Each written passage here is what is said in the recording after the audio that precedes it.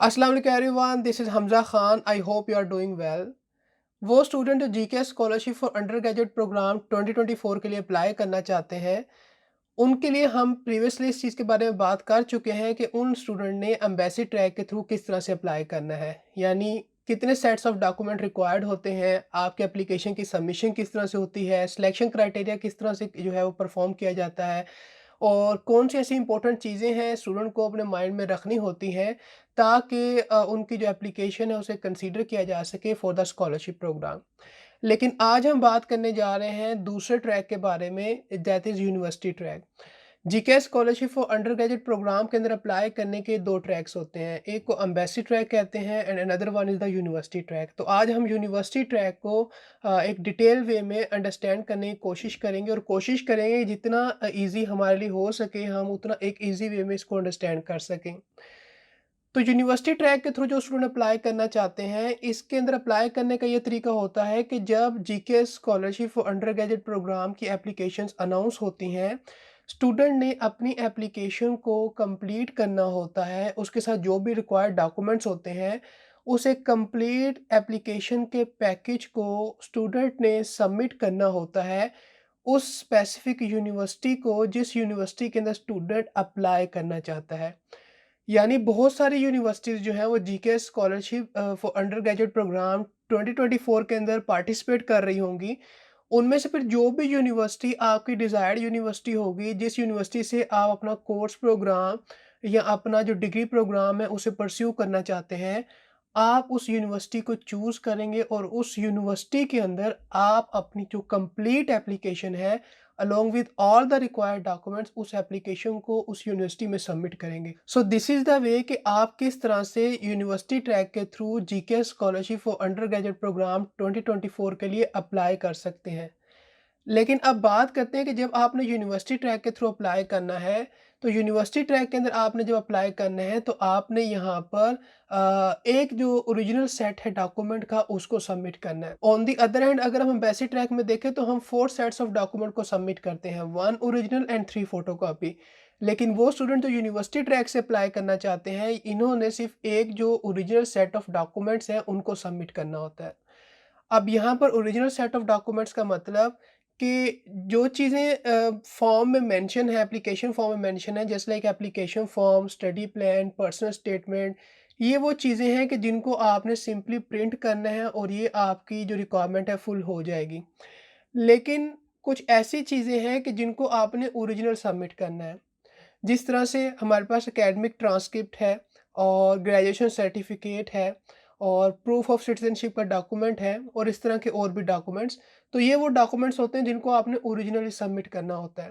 लेकिन अगर आपको ये डॉक्यूमेंट ओरिजिनली री इशू दोबारा नहीं हो सकते तो आप इनको सबमिट ना करें, क्योंकि अगर आप अपने ओरिजिनल डॉक्यूमेंट्स को सबमिट कर देंगे, अगर आपकी उस स्कॉलरशिप के अंदर सिलेक्शन होती है या नहीं होती तो वो आपको डॉक्यूमेंट वापस नहीं किए जाएँगे।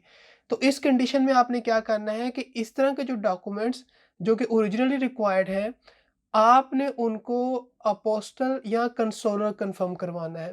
या वो डॉक्यूमेंट्स जो आपसे अपोस्टल और कंसोलर कन्फर्म रिक्वायर्ड होते हैं, उनको आपने ओरिजिनली सबमिट नहीं करना।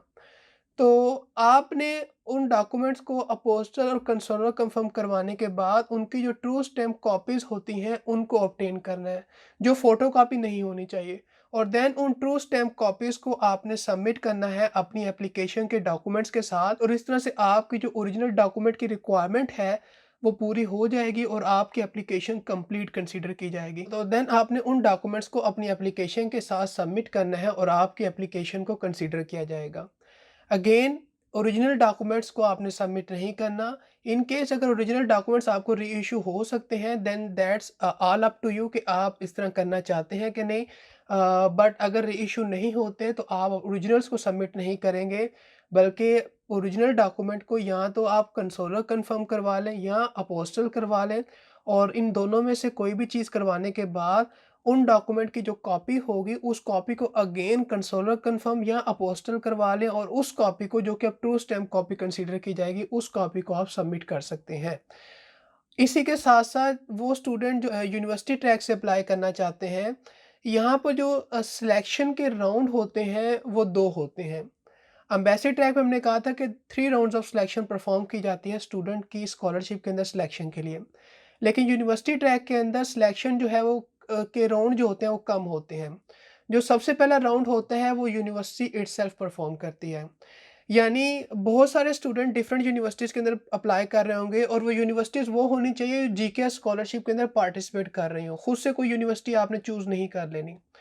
तो जिस यूनिवर्सिटी के अंदर आपने अपनी एप्लीकेशन सबमिट की होगी वो यूनिवर्सिटी इटसेल्फ जो है वो first round of selection perform करेगी और after first round of selection student के नेम को शॉर्ट लिस्ट करने के बाद वो NIIED को रिकमेंड करेगी।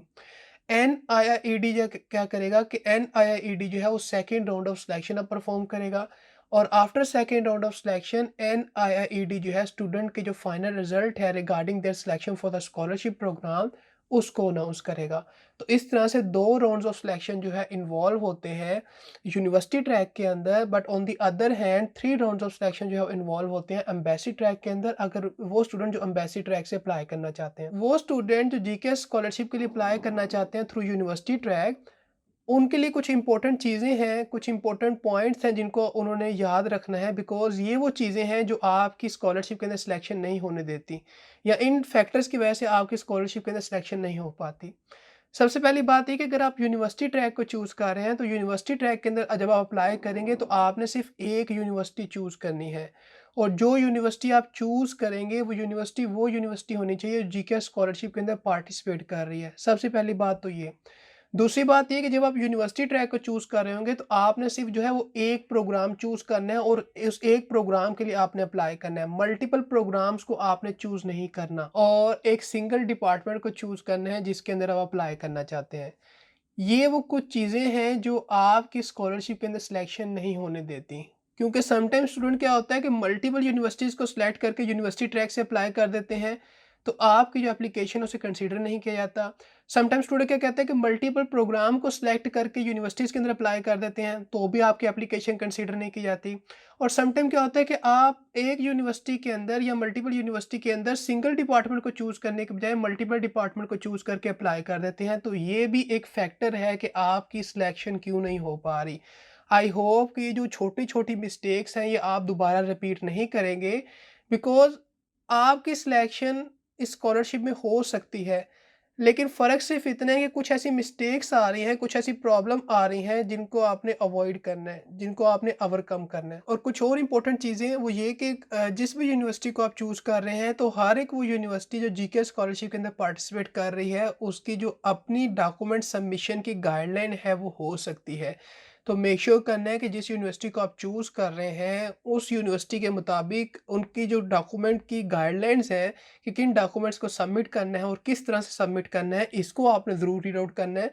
क्योंकि अगर आप उस गाइडलाइंस को फॉलो नहीं करेंगे, तो हो सकता है कि आप उस तरह से एप्लीकेशन सबमिट ना करवा पाएँ, जिस तरह से वो आपसे एप्लीकेशन डिमांड कर रहे हैं। और इसी के साथ-साथ वो स्टूडेंट जो एक से ज़्यादा ट्रैक में अप्लाई करेंगे, उनकी भी एप्लीकेशन कंसीडर नहीं की जाएगी। तो मेक श्योर करना है कि आपने एक ही ट्रैक से अप्लाई करना है बिकॉज़ अगर आप मल्टीपल ट्रैक से अप्लाई करेंगे या मल्टीपल यूनिवर्सिटीज़ के अंदर अप्लाई कर देंगे, यूनिवर्सिटी ट्रैक के थ्रू अपनी एप्लीकेशन सबमिट करने के बाद, तो भी आपकी एप्लीकेशन को कंसीडर नहीं किया जाएगा। और लास्ट पर एक इम्पोर्टेंट चीज़ वो ये कि कुछ यूनिवर्सिटीज़ की तरफ से हो सकता है कुछ एडिशनल एलिजिबिलिटी रिक्वायरमेंट या क्राइटेरिया सेट किया गया हो। तो जिस भी यूनिवर्सिटी को आप चूज़ कर रहे हैं तो मेक श्योर करें कि उन्होंने जीके स्कॉलरशिप के लिए कुछ एडिशनल जो है वो एलिजिबिलिटी रिक्वायरमेंट या क्राइटेरिया तो नहीं सेट किया, और इन केस उन्होंने अगर किया है तो उस एलिजिबिलिटी क्राइटेरिया को भी आपको मीट करना पड़ेगा ताकि आपकी एप्लीकेशन को कंसीडर किया जाए, ताकि आप उस स्कॉलरशिप प्रोग्राम के लिए अप्लाई कर सकें। तो इस तरह से हम जो है वो यूनिवर्सिटी ट्रैक के थ्रू अप्लाई कर सकते हैं GK scholarship for undergraduate program 2024 के लिए।